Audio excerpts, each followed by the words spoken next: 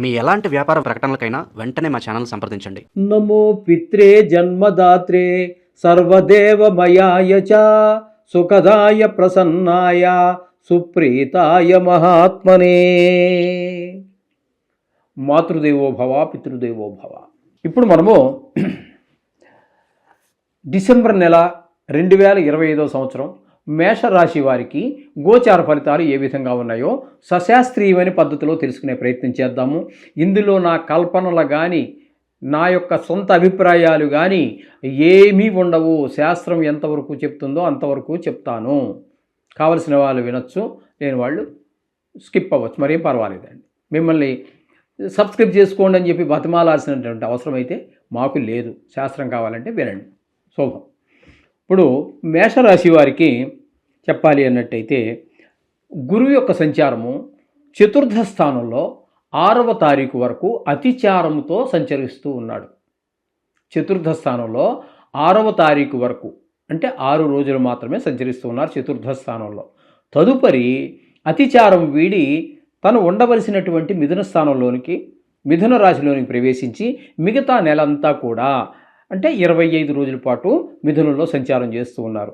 ఇక్కడ మనం చెప్పుకోవాల్సింది ఏంటంటే గురువు యొక్క సంచారము చతుర్థ స్థానంలో ఉన్నటువంటి 6 రోజుల్లో కానీ, తృతీయ స్థానంలో సంచరించేటటువంటి 25 రోజుల్లో కానీ మీకు యోగకారకుడు కాదు.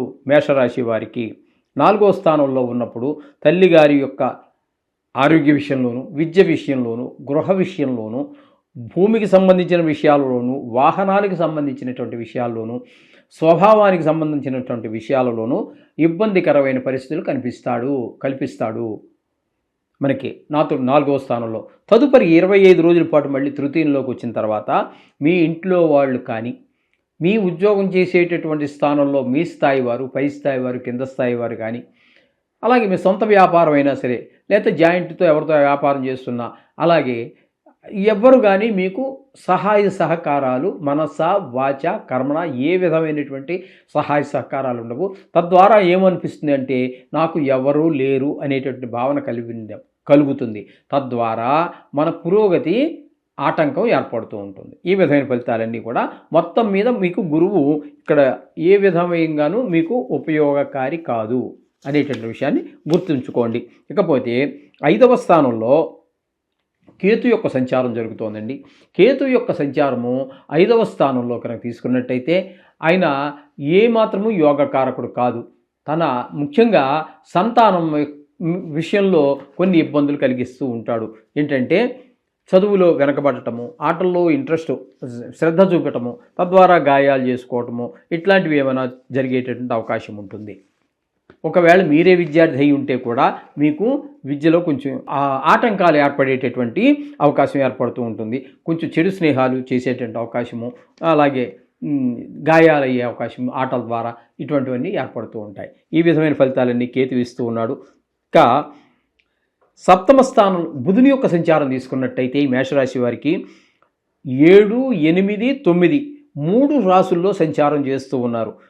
ఈ 7వ స్థానంలో 6 రోజుల పాటు సంచారం చేస్తూ ఉన్నాడు.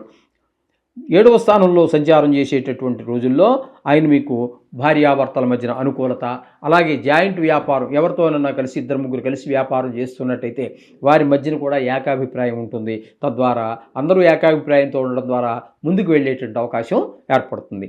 ఇకపోతే 8వ స్థానంలో 24 రోజుల పాటు బుధుని యొక్క సంచారం జరుగుతోంది. ఈ 8వ స్థానంలో బుధుని యొక్క సంచారం 24 రోజులు చాలా చక్కటి ఫలితాలన్నీ కూడా ఇస్తాడు. మీకేంటంటే మంచి శుభవార్తలు వింటారు, హఠాత్తుగా ధన లాభం వచ్చేటువంటి అవకాశం ఉంటుంది. ఇప్పటి వరకు మీకు శత్రువుగా మెలిగినటువంటి వారు ఎవరైనా ఉన్నట్టయితే వాళ్ళు కూడా మిత్రులుగా మారేటువంటి అవకాశం ఉన్నది. అలాగే కొన్ని చోట్ల మీకు మంచి పేరు ప్రతిష్టలు వచ్చేటువంటి అవకాశం కూడా 8వ స్థానంలో బుధుని యొక్క సంచారం సూచిస్తోంది. అలాగే భాగ్యస్థానంలో ఒకే ఒక్కరోజు, నెలలో ఒక్కరోజు గురించి పెద్ద పట్టించుకోక్కర్లేదు, కానీ పట్టించుకోవాలి. అంత ఈజీగా తీసేయవలసినటువంటి విషయం కాదు. అదేంటంటే డిసెంబర్ నెల ఆఖరి రోజు అనమాట అండి. ఆ రోజు ఆ ఒక్కరోజున అది భాగ్యస్థానం అవుతోంది. భాగ్యస్థానంలో ఒక్కరోజు మాత్రం అనుకూలమైన ఫలితాలు అయితే ఇవ్వడు. ఏంటంటే ఏ గుడికి వెళ్ళాలన్నా వెళ్ళలేరు. నలుగురు మిత్రుని, దేవుని గుడికో, లేకపోతే మీరు ఏదో 1 గంట సేపు మీకు ఏదో అనుష్ఠానం ఉండి దేవుడి గురించి ఏదైనా చేసుకోవాలనుకున్నా వెళ్ళలేనటువంటి పరిస్థితులన్నీ ఏర్పడుతుంటాయి ఆ ఒక్కరోజు. ఇది బుధుని యొక్క సంచారం. అన్నట్టయితే మీకు ఇక్కడ బుధుడు మీకు ఈ 7-8 స్థానాల్లో అంటే ఇంచుమించుగా పూర్తిగా ఒకరోజు వదిలిపెడితే 7-8 స్థానాలు 2 స్థానాల్లోనూ కూడా మీకు ఉపయోగకారే యోగకారకుడు అవుతున్నాడు. ఇక రవి యొక్క సంచారం తీసుకున్నట్టయితే అష్టమ స్థానంలో ఒక 16 రోజులు, భాగ్యస్థానంలో 15 రోజులు సంచారం చేస్తున్నారు. అంటే 8వ స్థానంలో కానీ 9వ స్థానంలో కానీ రవి అనుకూలుడు కాదు. 8వ స్థానంలో 15 రోజులు, ఇక్కడో 16 రోజులు, మొత్తం మీద 2 భాగాలుగా చేసుకున్న 2 భాగాల్లో కూడా 8వ స్థానంలో ఉన్నప్పుడు పెద్ద దుఃఖం కలిగించేటటువంటి వార్తలు వినటం, ఎవరో ఫ్రెండ్స్ దూరం చుట్టాలో లేకపోతే ఆప్త మిత్రులు ఎవరో చనిపోయారని దుర్వార్తలు వినటం, అలాగే ధన నష్టం జరగటం, అలాగే అందరితో ఎవరితో మాట్లాడిన కలహం ఏర్పడటం. మీరు మంచిగానే మాట్లాడి ఉండవచ్చు కాక వారు తప్పుగా అర్థం చేసుకుని ఉంటారు. తద్వారా వారికి మీకు కలహాలు వచ్చే అవకాశం, అపవాదులు వచ్చేటువంటి అవకాశం, పరాభవం జరిగేటువంటి అవకాశం కూడా గోచరిస్తూ ఉన్నది. అలాగే 9వ స్థానం దగ్గరికి వచ్చేటప్పటికి తండ్రి గారి విషయంలోనూ, దాన ధర్మాలు చేసే విషయంలోనూ, గుడి గోపురాలు తిరగడం విషయాల్లోనూ ఆటంకాలన్నీ కూడా ఈ సూర్యభగవానుడు ఏర్పరుస్తూ ఉన్నారు. అలాగే కొద్దిపాటి ప్రభావం పిల్లల మీద కూడా పడే అవకాశం ఉంటుంది. ఎందుకంటే భావాద్భావం కాబట్టి, భావాద్భావం భాగ్యస్థానం అవుతుంది కాబట్టి, అంటే పంచమ స్థానం పుంజస్థానం సంతాన స్థానం కాబట్టి అక్కడ నుంచి భావాద్భావం కాబట్టి 9వ స్థానం అవుతుంది. ఈ విధమైన ఫలితాలన్నీ ఇస్తున్నాడు. ఇక కుజుని యొక్క సంచారం కనుక మనం తీసుకున్నట్టయితే కుజుని యొక్క సంచారం 8వ స్థానంలో 7వ తారీఖు వరకు ఉంటారు. తదుపరి భాగ్యస్థానంలో 24 రోజులు ఉన్నారు. ఇక్కడ కుజుని యొక్క సంచారం 8వ స్థానంలో కానీ అలాగే 9వ స్థానంలో కానీ మొత్తంగా మీకు కుజుడు పూర్తి అశుభ ఫలితాలు మాత్రమే ఇస్తున్నాడు, కానీ శుభ ఫలితములను ఈ రాశి వారికి గోచార రీత్యా ఇవ్వజాలడు.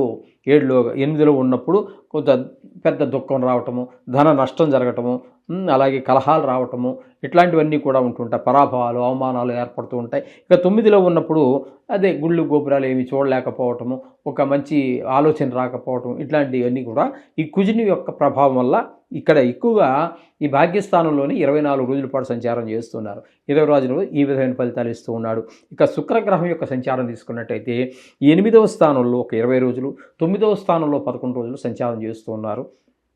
అంటే వృశ్చిక, ధనుస్సు ఈ రాశుల్లో సంచారం చేసేటటువంటి రోజుల్లో శుక్రుడు 2 రాశుల్లోనూ కూడా 8, 9 స్థానాల్లో కూడా చక్కటి ఫలితాలన్నీ కూడా ఈ మేషరాశి వారికి ఇస్తున్నారు. 8వ స్థానంలో ఉన్నప్పుడు మీకు మంచి శుభాలన్నీ జరుగుతూ ఉంటాయి. హఠాత్తుగా ధన లాభం వచ్చేటువంటి విషయం ఉంటుంది. అందరితోటి మంచి స్నేహంగా ఉండగలుగుతారు. కొన్ని చోట్ల మంచి పేరు ప్రఖ్యాతులు వస్తూ ఉంటాయి. అలాగే భార్య కూడా చాలా సంతోషంగా ఉండే అవకాశం ఉంటుంది ఇక్కడ మొదట 8వ స్థానంలో. అలాగే 9వ స్థానంలోకి వచ్చేటప్పటికి గుళ్ళు గోపురాలు తిరగలుగుతారు, అందరినీ చూడగలుగుతారు. ఈ విధమైన ఫలితాలన్నీ కూడా మనకి ఇక్కడ బుధుడు ఇస్తున్నాడు. అంటే మీకు శుక్రుడు 2 మేషరాశి వారికి ఈ నెల రోజులు కూడా శుభ ఫలితాలు ఇస్తూ ఉన్నాడు.